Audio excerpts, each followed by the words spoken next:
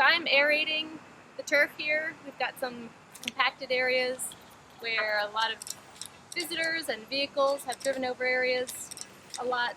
So this aerator, it's a core aerator. So it creates these little holes in the ground and chucks up these cores of soil so that once these are gone, more air can get into the soil. So after doing this, I'll follow up with adding fertilizer that has some mycorrhizae in it, and then I'll seed some grass seed. So how it works is turn it on.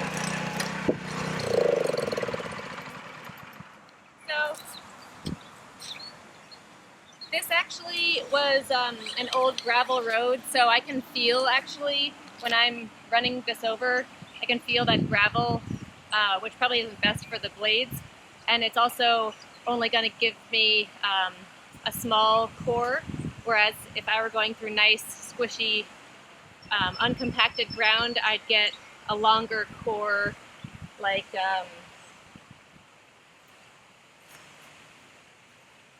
well, kind of broke apart, but something more like 3 inches. So the next step is to add this fertilizer. It's a very low percentage fertilizer. This is 333, which means that it's 3% NPK, so nitrogen, potassium, and potash, or nitrogen, phosphate, and potash.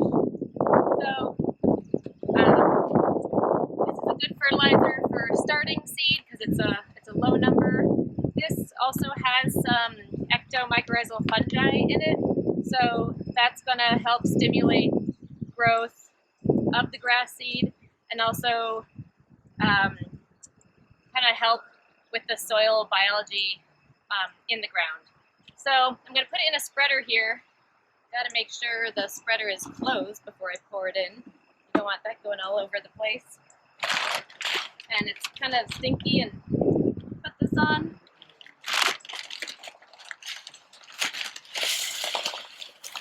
So I'll just put a little bit for now. It's pretty granular. And then put my setting for this up a little higher because I want this to come out at a pretty high rate.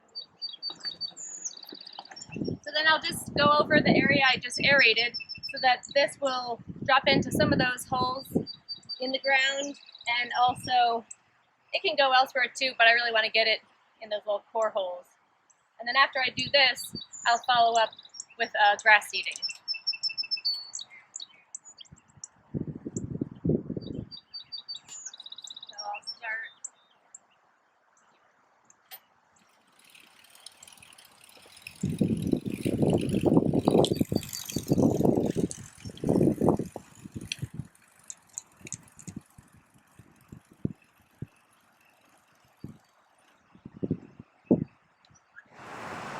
Alright, so the next step is laying the grass seed down, and for the area I'm doing, it's in a mix of sun and shade. It gets a medium amount of traffic, so if it was a really high traffic area like the rose garden, I'd want to use a mixture that has the turf type fescue that can hold up to all that foot traffic.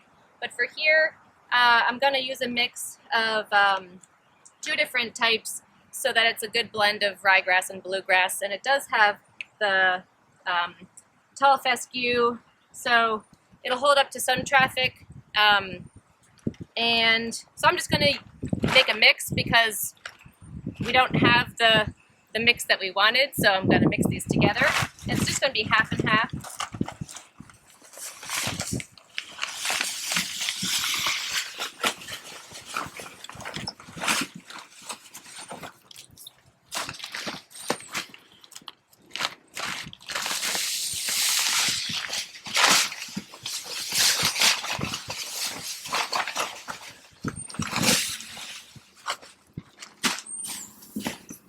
Stuff a little bit. All right.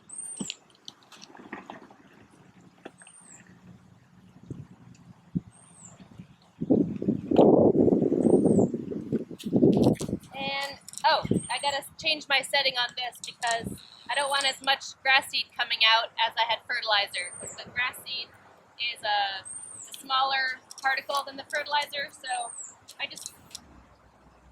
want to have less come out. There we go. You might not be able to see it because it's so small. I'd also need to, sometimes you gotta bump it around for it to come out. There we go.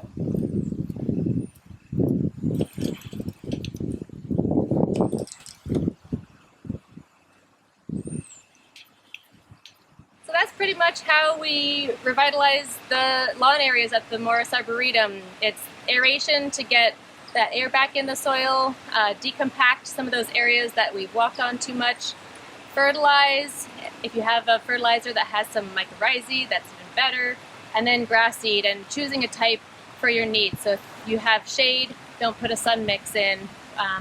In a mixed area, we'll use kind of a mix. So, and the one thing, without having visitors here, we don't have to worry about people walking on the areas. So hopefully by the time people come back, we'll have really nice lawns.